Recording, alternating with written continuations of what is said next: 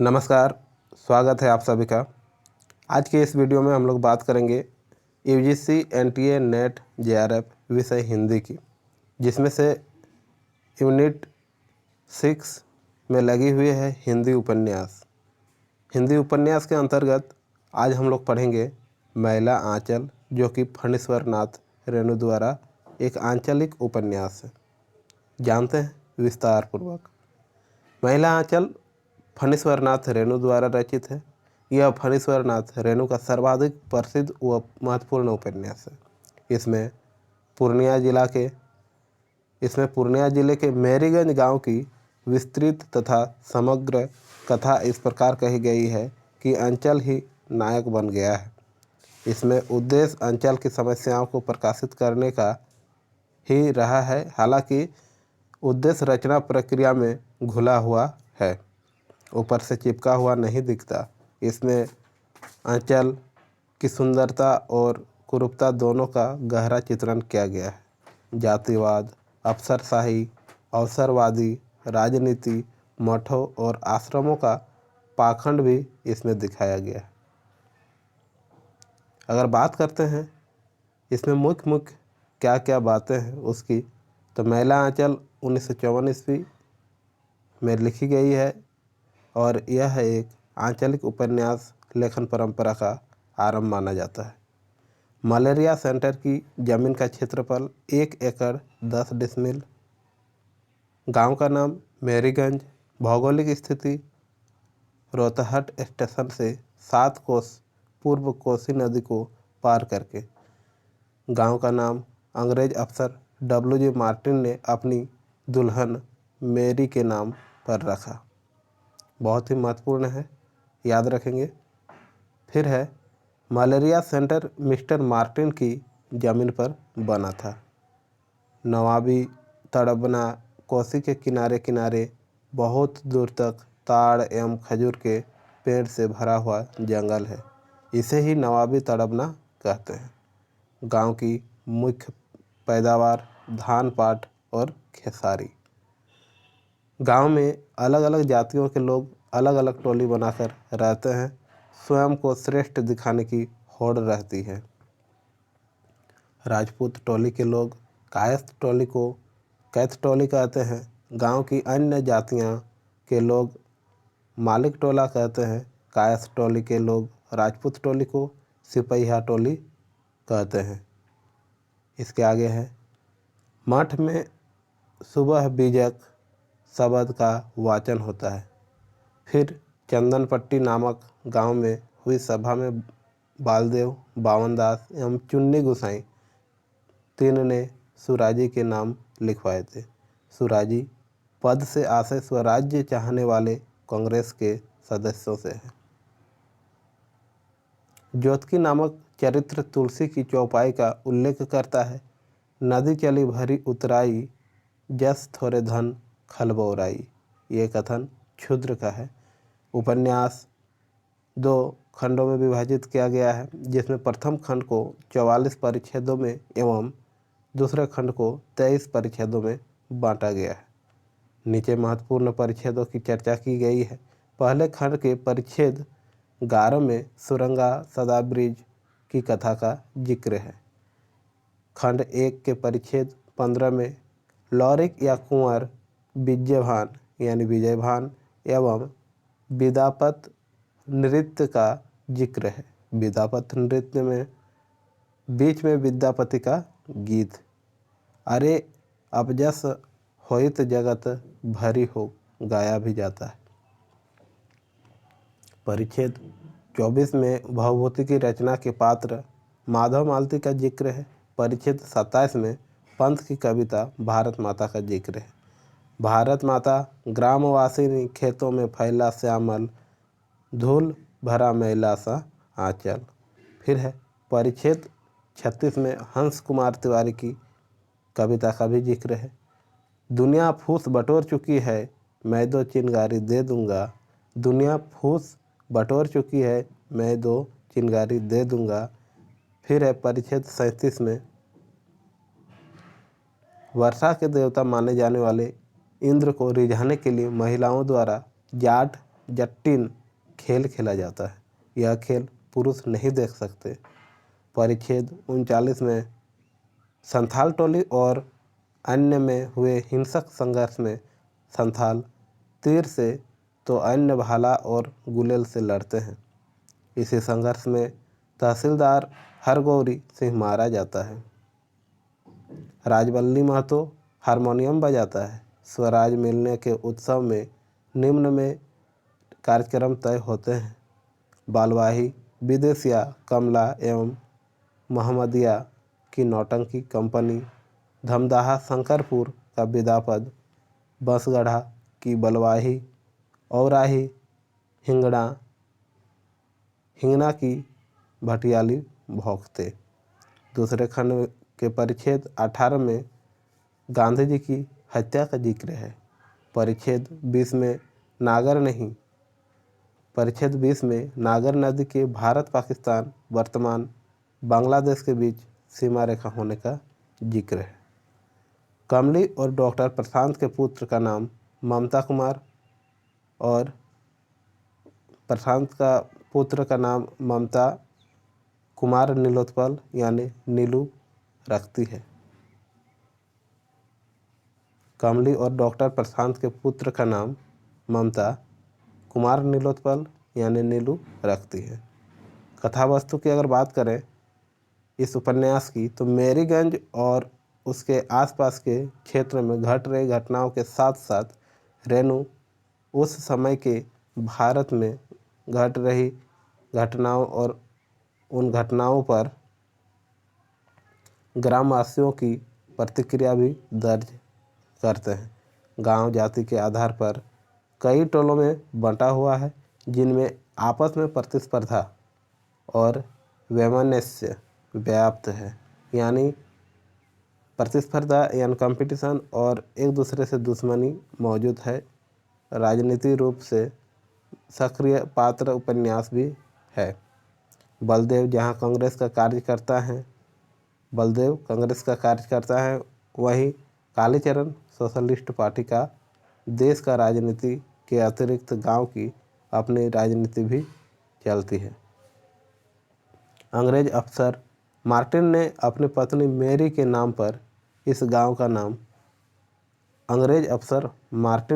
अपनी पत्नी मेरी के नाम पर इस गांव का नाम मेरीगंज रखा, लेकिन यहाँ आते ही उसकी पत्नी की मलेरिया से मौत हो जाती है। मार्टिन की दी हुई जमीन पर मलेरिया और काला आजार के निदान हेतु रिसर्च सेंटर बनाता है और उसमें डॉक्टर के रूप में आते हैं कौन? डॉक्टर प्रशांत। रिसर्च करते हुए प्रशांत का संपर्क तहसीलदार विश्वनाथ प्रसाद की बेटी कमली से होता है और दोनों को एक दूसरे से क्या हो जाता है? प्रेम हो जाता है। गांव में एक कबीरपंथी मठ भी है जिसका मुख्य महंत सेवादास है। 50 वर्ष की उम्र में सेवादास दासी बनाकर लक्ष्मी को मठ पर रख लेता है। महंती लक्ष्मी के साथ जबरन यौन संबंध भी बनाता है और वह भी तब से जबकि वह 15 साल की बच्ची थी, यानी नाबालिग थी। इस तरह रेणु धर्म के नाम पर होने वाले कुकर्मों की पट्टी भी खोलते हैं। बालदेव और बावन दास कांग्रेस के कार्यकर्ता और स्वराज के इच्छुक हैं। दोनों महात्मा गांधी के अनुयायी हैं। गांधी तत्कालीन समय में देश में होने वाले घटनाओं में सक्रिय रूप से उपस्थित थे। उपन्यास में गांधी का जिक्र बार बार किया गया है।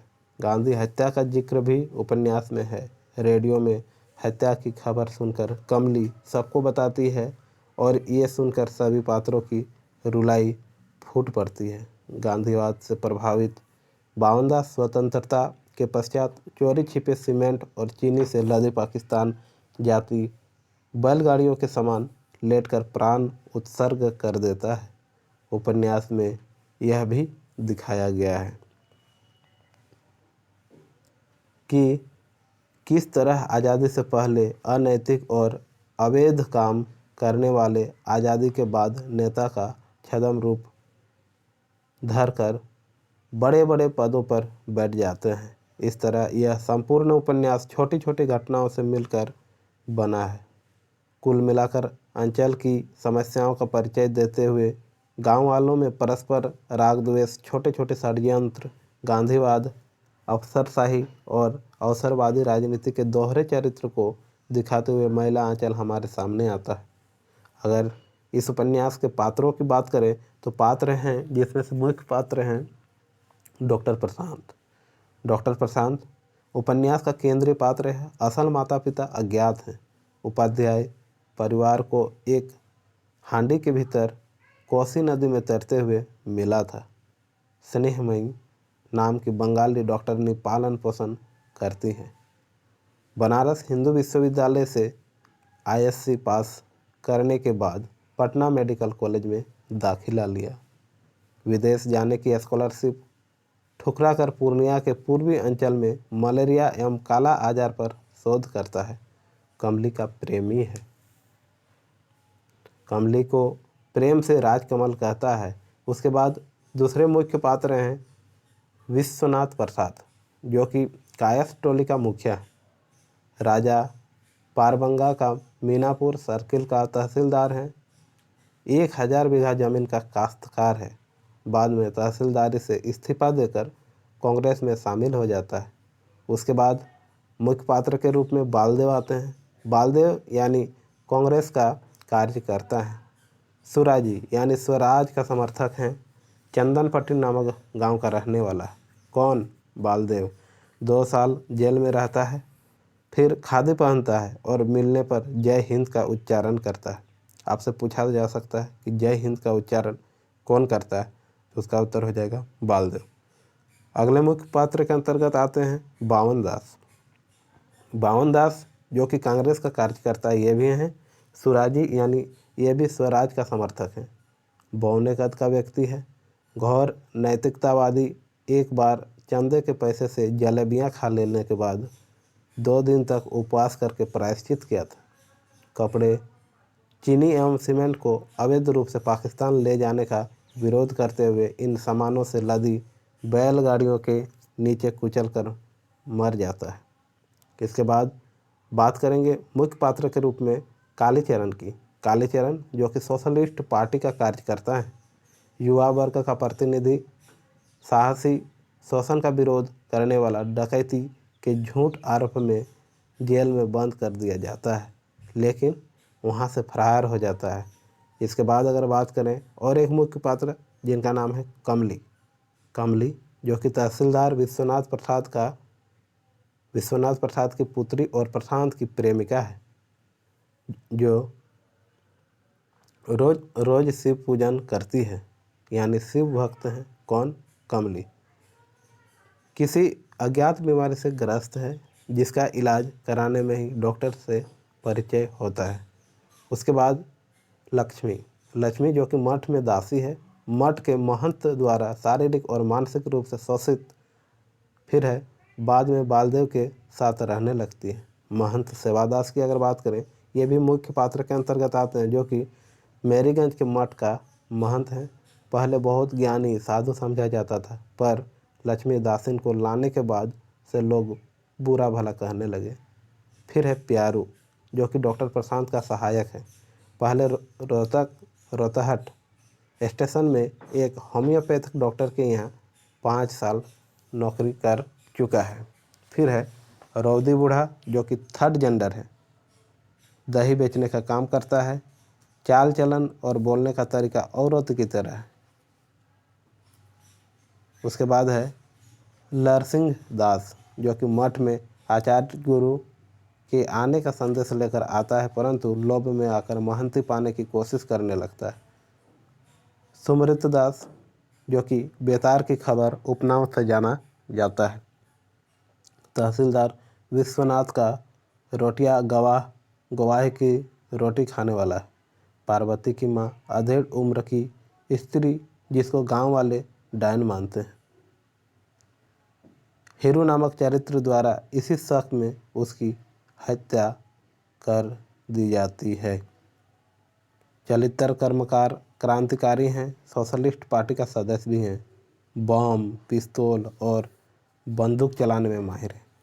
चुन्नी गोसाई की अगर बात करें तो ये भी मुख्य पात्र के अंतर्गत आते हैं, जो कि बालदेव और बावनदास के साथ सुराजी यानी स्वराज बना था। बाद में सोशलिस्ट पार्टी में शामिल हो जाता है। बात करते हैं गौड़ पात्र की, तो गौड़ पात्र में रामदास ठाकुर, राम कृपालाल सिंह, खेलावन यादव, ज्योतिष काका, मंगला, आभारानी, फुलिया, राम पियारिया, वासुदेव, तहसीलदार हरगौरी, WG मार्टिन, सोमा जाट, खलासी, रामकिशन बाबू, नीलोत्पल, रामनारायण उधवजी, भगत, रामबरन केथरी सतकौड़ी, उचित दास, गंगा प्रसाद यादव, सोनिया मुर्मू, राजलक्ष्मी दास, नारद दास, कलश महतो, गांधी जी, पंडित नेहरू, राजेंद्र प्रसाद, देवनाथ मालिक, सोनाई यादव, मजू महतो, जालिम सिंह, हरखुत अली, नागा बाबा, भोला बाबू आदि इसके गौण पात्र हैं। इस उपन्यास का अगर प्रमुख बिंदु पर बात किया जाए, प्रमुख उद्धरण पर बात किया जाए, प्रमुख कथन पर बात किया जाए, तो इसमें फूल भी हैं, सूल भी हैं, धूल भी है, गुलाब भी है, कीचड़ भी है, चंदन भी है, सुंदरता भी, कुरूपता भी है, मैं किसी से दामन बचाकर निकल नहीं पाया। ये जो है मुख्य रूप से लेखक का कथन है, जो इस पुस्तक की रचना किए हैं, जो इस उपन्यास की रचना किए हैं। यानी ये कथन है फणीश्वरनाथ रेणु की। आगे है, लेकिन गांव की पंचायत क्या है, पुरैनिया कचहरी के रामू मोदी की दुकान है, सभी अपनी बात पहले कहना चाहते हैं, सब एक ही साथ बोलना चाहते हैं, बातें बढ़ती जाती है और असल सवाल बातों के बवंडर में दबा जा रहा है। यह अस्पताल अभी तो नहीं मालूम होगा, जब कुएं में दवा डालकर गांव में हैजा फैलाएगा तो समझना शिव हो। फिर है, महात्मा जी खुद मैला साफ करते थे, जहाँ सफाई रहती है वहाँ का आदमी भी साफ रहता है, मन साफ रहता है। साहब लोग को देखिए, उनके देश का गाछ वृक्ष भी साफ रहता है। ये कथन है बालदेव की। उसके बाद है, अंधा आदमी जब पकड़ता है तो मानो उसके हाथों में मगरमच्छ का बल आ जाता है। अंधे की पकड़ लाठ जतन करो, मुट्ठी टस से मस नहीं होगी। हाथ है या लोहार की सांडसी, हाथ है या लोहार की सांडसी। रुपये को बजाकर देखा जाता है और आदमी को एक ही बोली से पहचाना जाता है। जाति बहुत बड़ी चीज़ है, जात पात नहीं मानने वाले भी जाति होती है। जाति बहुत बड़ी चीज़ है, जात पात नहीं मानने वालों की भी जाति होती है। भावुकता का दौरा भी एक खतरनाक रोग है। गांव के लोग बड़े सीधे दिखते हैं। सीधे का अर्थ यदि अपढ़ यानी अज्ञानी और अंधविश्वासी हो तो वास्तव में सीधे हैं वे। जहाँ तक सांसारिक बुद्धि का सवाल है, वे हमारे और तुम्हारे जैसे लोगों को दिन में 5 बार ठग लेंगे और तारीफ यह कि तुम ठगी जाकर भी उनकी सरलता पर मुग्ध होने के लिए मजबूर हो जाओगे। डॉक्टर प्रशांत का कथन है, तुम्हारे विद्यापति के गान हमारी टूटी झोंपड़ी में जिंदगी के मधुरस बरसा रहे हैं। ओ कवि, तुम्हारी कविता ने मचलकर एक दिन कहा था कि चलो कभी वन फूलों की ओर। जवानी की सुंदरता आग लगती है और बुढ़ापे की सुंदरता स्नेह बरसाता है। फिर है, महंगी पड़े या अकाल हो, पर्व त्यौहार तो मानना ही होगा। और होली, फागुन महीने की हवा ही बावरी होती है। आसीन कार्तिक के मलेरिया और कालाजार से टूटे हुए शरीर में फागुन की हवा संजीवनी फूंक देती है। सरकारी उर्दी को रंग देने से जेल की सज़ा होती है। डॉक्टर सरकारी आदमी है, बाहरी आदमी है, वह गांव के समाज का नहीं। वैसे ही राज आज कांग्रेस का है, लीडर बने हैं सभी कल के गिदड़। Jogi ji sir sir sir, चरखा कातो खद्दड़ पहनो, रहे हाथ में झोली, दिन दहाड़े करो डकैती, बोल सुराजी बोली। फिर है गावत गांधी का राग मनोहर, चरखा चलावे बाबू राजेंद्र, गुंजल भारत अमहाई रे, हरिया आई फिर से, वीर जमाहिर शान हमारो, जयप्रकाश जैसा भाई रे, हरिया आई फिर से।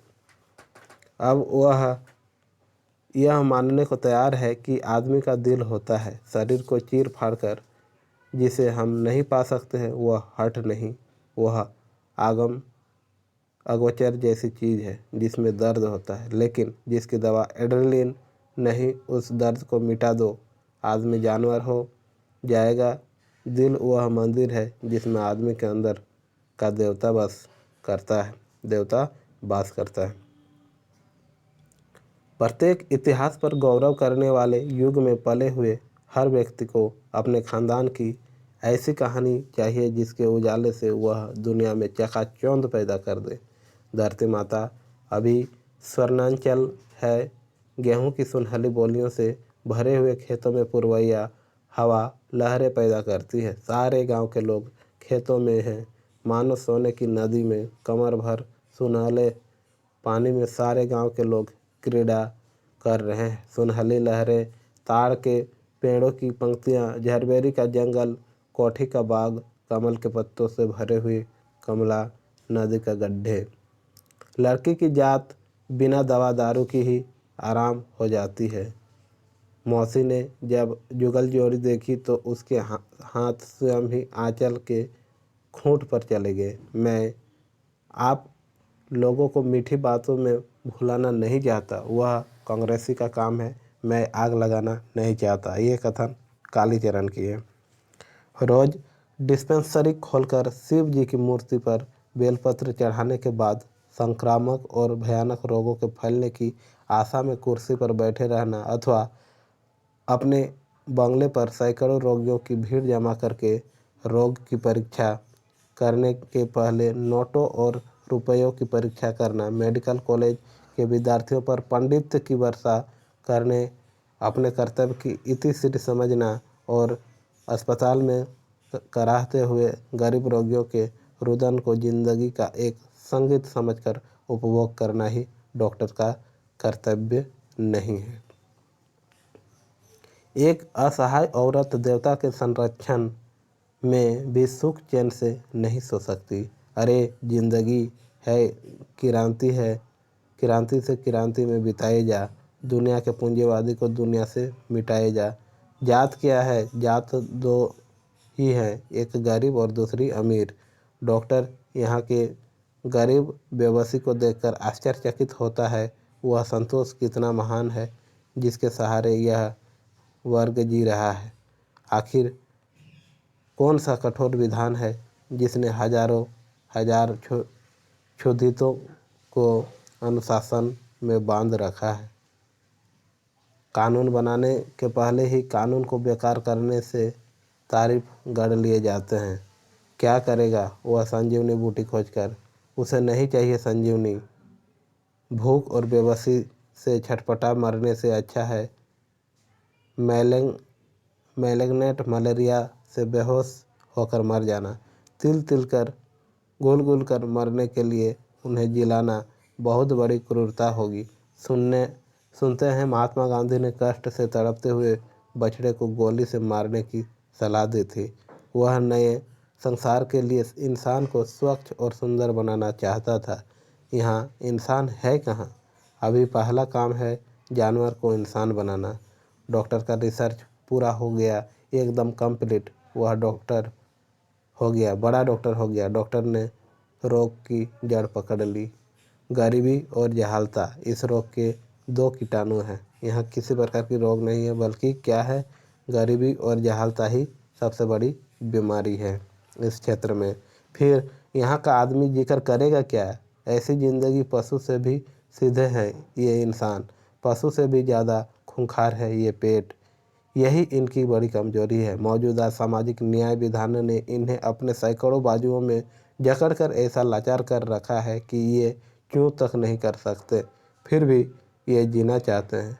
यह डॉक्टर तो सुनते ही जर्मन वाला का आदमी है। जोतखी जी ठीक ही कहते थे। जर्मन वाला का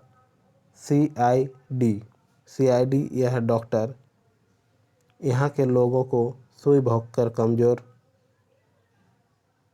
करने का काम करता था। कुआं में दवा डाल डालकर सचमुच में हैजा फैलाया जाता था। जर्मन वाला का एक पार्टी है यहाँ, कम्युनिस्ट पार्टी सुनते हैं, उसी पार्टी का आदमी है। यानी एक प्रकार का अफवाह फैला हुआ था। नागर को एक बहुत बड़ा गवाह बनाया है। दोनों देश वालों ने। नागर नदी ही सीमा रेखा है। एक किनारा हिंदुस्तान का, दूसरा किनारा पाकिस्तान।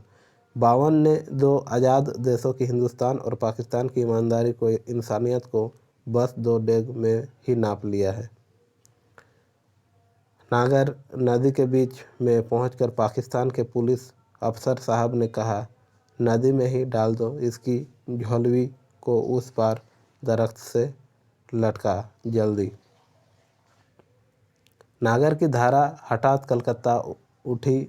सिपाही खंजड़ी को पानी में फेंकते हुए कहता है, डमरू बजा के रघुपति राग अब गाते रहो।